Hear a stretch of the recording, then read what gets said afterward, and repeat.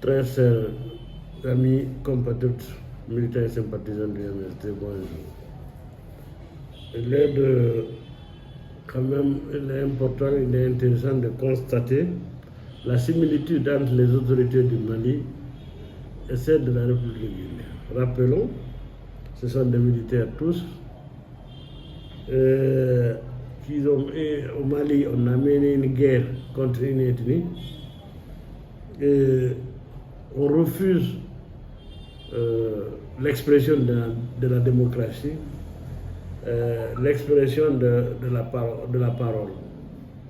On vient au Mali de suspendre les activités politiques des partis politiques avec la presse, la suspension médiatique. C'est que la Guinée avait commencé de faire il y a longtemps en coupant l'Internet pour tout le monde et en brouillant les ondes des radios et télévisions et en imposant le retrait de télé sur le faisceau de Canal+ et autres. Donc, tout ça, c'est des manières qu'on n'arrive pas à comprendre, on n'arrive pas à expliquer pourquoi des autorités illégales venues par la force s'imposer et venues maintenant interdire aux citoyens paisibles de profiter de leur vie, de profiter de ce qu'offre la nature. L'Internet, c'est Dieu qui a donné. L'Internet, c'est pour tous les citoyens du monde. Nous ne devons pas se soigner. Les radios et autres, c'est la moindre des choses. Il y a longtemps, on a dépassé ça. La liberté d'expression, intervenir dans une radio, donner son avis à la télé, ça c'est banal partout. Mais nous comprenons que nos autorités, eux, ils sont au début de leur vie. Ils ne connaissaient pas ça. Donc ils ont peur de tout parce qu'ils manquent d'arguments. On croyait que le Mali quand même était plus doté que ils ont trouvé une compagnie aérienne à eux. Ils ont révigoré l'armée en commandant des appareils, des avions, des chars, ainsi de suite, de la Russie. On pensait qu'ils se débrouillaient mieux. Mais nous savons que depuis IBK, IBK a nommé une femme chef des rebelles comme ministre de la Défense. Ça veut dire l'interconnexion entre les autorités et ce qu'ils appellent la rébellion. Nous avons vu comment ils ont mélangé Dogon et Peul, les Donzo, les Peul, les éleveurs et les agriculteurs. Tout était manigancé au niveau du pouvoir.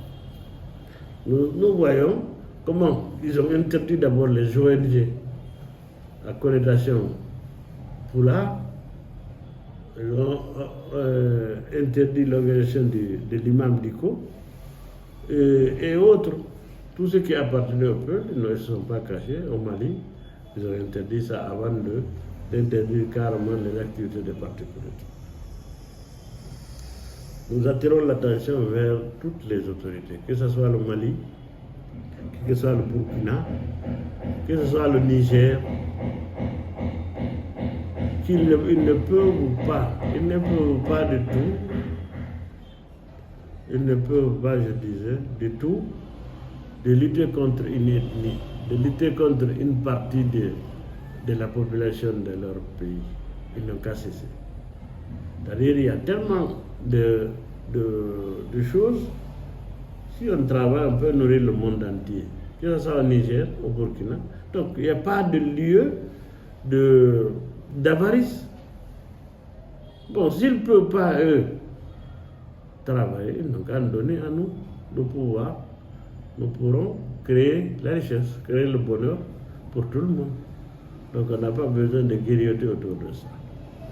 Alors en Guinée, on a brouillé toujours les plus grandes radios. C'est-à-dire qu'ils ont tué le débat, ce qui n'est pas impossible. Donc, et ils refusent de choses. On a vu avec, ils ont vu à ce que le peuple évolue. à ce qu'il y ait qu'on entreprenne une quelconque démarche pour le développement. On a vu comment le dépôt de carburant a été brûlé.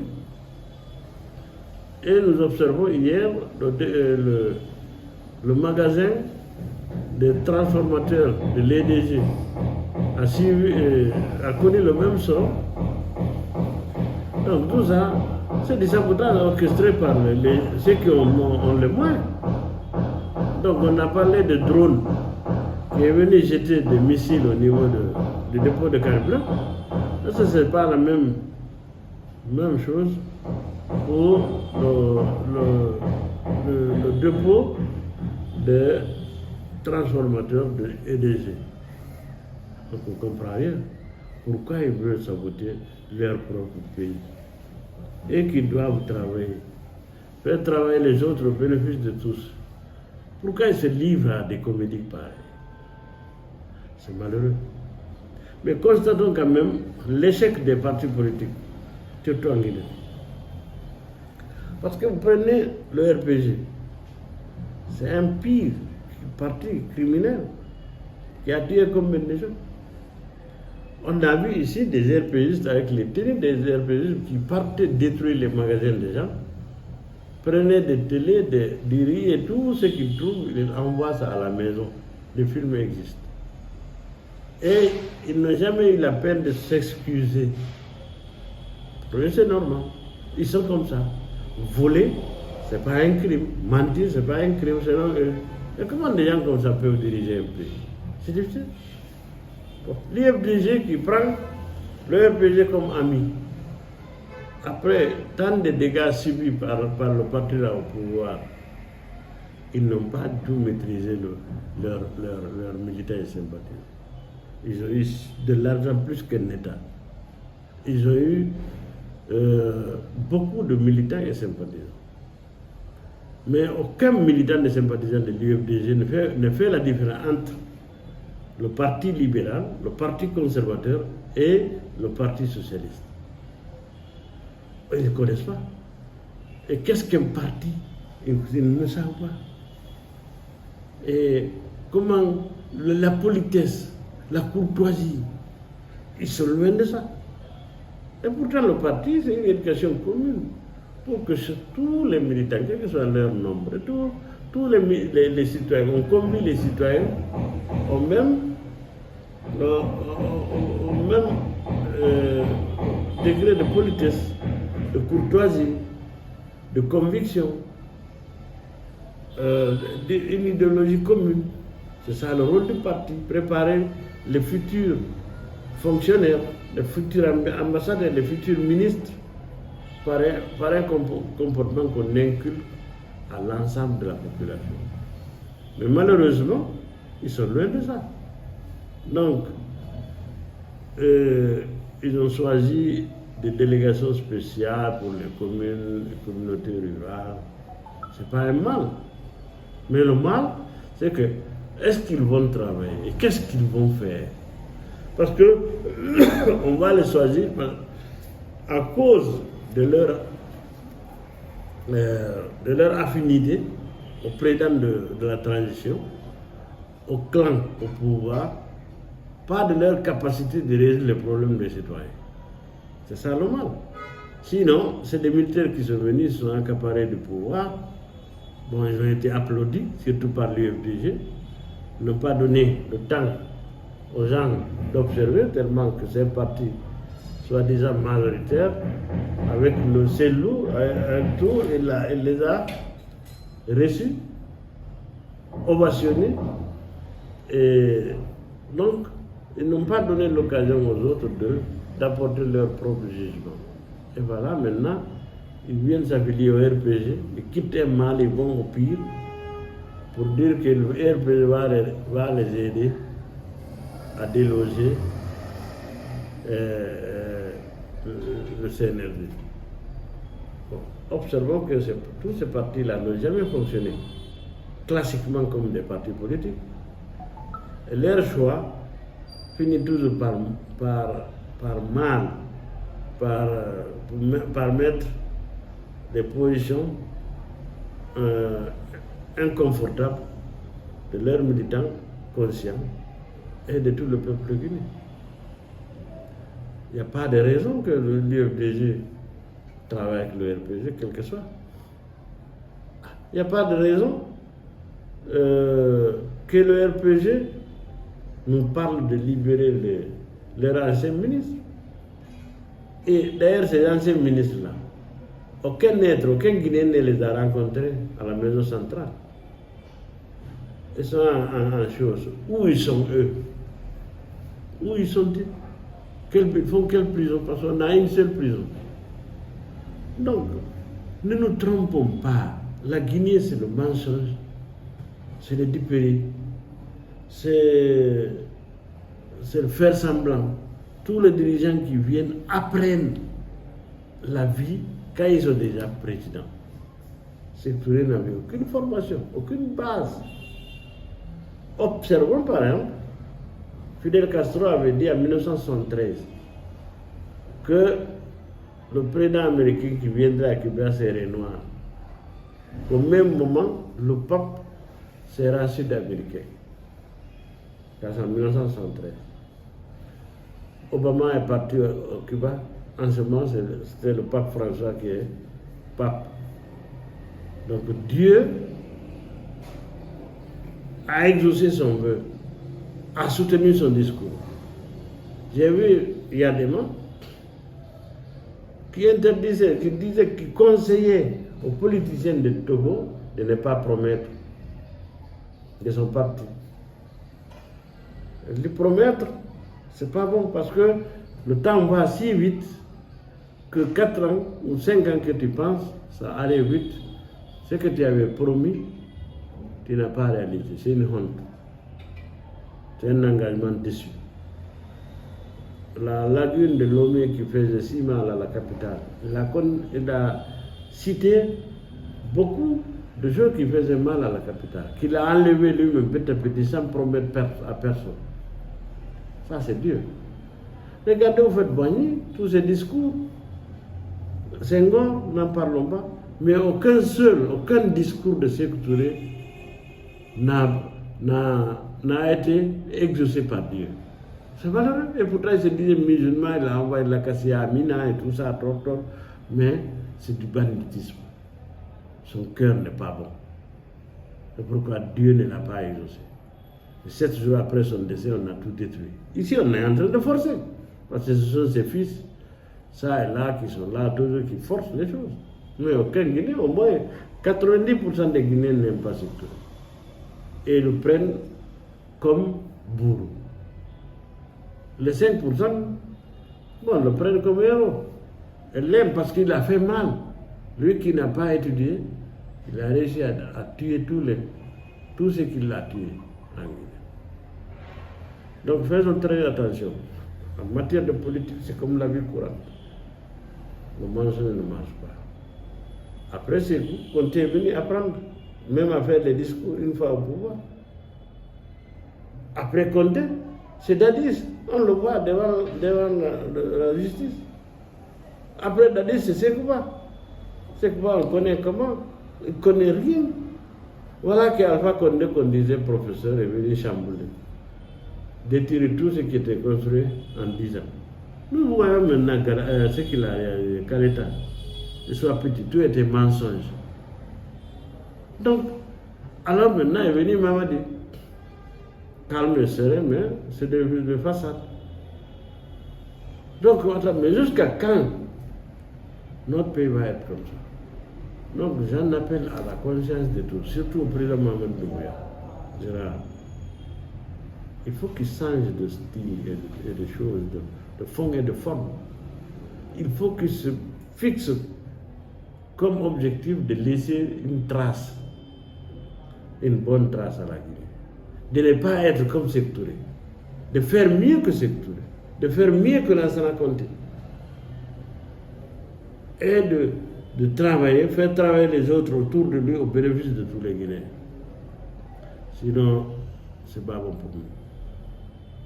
Donc, il faut ça. Et il faut que celle doit démissionner. Parce que c'est un échec total. fulgurant pour que les peuples se réconcilient. Parce que tous ceux qui sont autour de Cellou n'ont aucune visée politique, n'ont aucun objectif politique. Ils crient, ils insultent, rien tout autant. Donc, il faut qu'il démissionne parce qu'il a eu suffisamment d'argent qu'il a mis dans sa poche, pas pour les activités du parti. Donc, s'il démissionne, là, il ne va pas avoir là, trop de honte. Il risque pas de chuter. Tony Lamel ko pitel pour éviter qu'il y ait pito, il faut qu'il démissionne. Il demande pardon au peuple. Il dit qu'il voulait bien faire, il n'a pas pu le faire. Voilà ce qu'il a réussi. Alors il demande aux gens de voir. Lui, il rend sa démission. S'il ne fait pas ça, il finira très, très, très malheureux. Croyez-moi. Parce que ce qu'il a fait du mal au Fouta Djallon, le mal qu'il a imposé au peuple de Guinée est très grand. Est très grand. Donc, c'est pour permettre aux partis qu'ils disent petits de s'affirmer, de préparer quelque chose. J'avais dit à Faya Minimono, dans les années 2012, il fallait qu'on fasse une coalition avec les partis qui n'ont jamais exercé un poste comme ministre ou bien comme secrétaire général, dont les dirigeants n'ont jamais été nommés. On s'était convenu, mais elle n'a pas respecté. Parce que je disais que les partis des anciens premiers ministres trahissent. Que ce soit ceux qui sont décédés, paix à leur âme, que ce soit ceux qui sont en exercice, qui dirigent des partis. Chacun, il trahit chacun de sa manière. Donc dès qu'on trahit, il n'y a pas de succès possible. Donc les partis des anciens ministres, c'est des opportunistes. Ils sont habitués au beurre, au lait. Donc ils viennent chez Cellou pour avoir la place chez Alpha. Dès qu'ils trouvent place chez Alpha, ils vont là-bas. Donc notre pays ne peut pas être dirigé, ne peut pas être géré comme ça. Que ce soit l'exécutif et l'opposition, ce sont les mêmes gens. 2000 personnes ont géré la Guinée depuis l'indépendance. S'ils ne sont pas ministres, ils sont directeurs. S'ils ne sont pas, ils sont députés. S'ils sont ainsi de suite, ils sont à l'opposition. C'est la même maman. Hein? C'est le même semblant qui existe. Nous attirons l'attention de tous les Guinéens. Ce n'est pas comme ça qu'on gère un pays. Et que c'est dangereux ce que nous vivons. Parce que les Maliens, les Burkina et les Niger, plus les Guinéens, ils se croient très forts. Ah, de ce que tu aimes, il va les détruire d'une manière. On sait, comme Moussa Traoré a chose, comment on l'a attaché. ATT est venu, il a fait la transition, l'a organisé. Konaré a été nommé, a été élu. Modibo Sidibé devait venir. On a organisé un coup d'État à 2 mois des élections présidentielles pour éviter qu'ATT fasse les élections, parce que ce n'est pas les mafieux qui devaient venir. C'était des bons Maliens capables de gérer le pays à la satisfaction de la population. Mais on a voulu que les communautaristes là, les socialistes là, parce que c'est des paresseux. Donc, Ibeka est venu, il a détruit toute la base de démocratie. Bon, voilà que ces militaires-là encore viennent. Ils ont peur que les vrais Maliens, que les bons Maliens prennent le pouvoir. C'est pourquoi il y a eu le coup d'État. Au Mali, c'est la même raison qui a poussé les Guinéens à faire un coup d'État. Donc, au Burkina, pourquoi un capitaine va remplacer un colonel?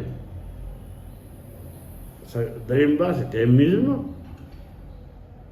Donc, ce qu'on veut, l'Algérie en Guinée, et au Mali, au Burkina et au Niger, c'est l'animisme. C'est de se libérer du joug, comme ils disent, islamique, arabe, peul. Donc faisons attention.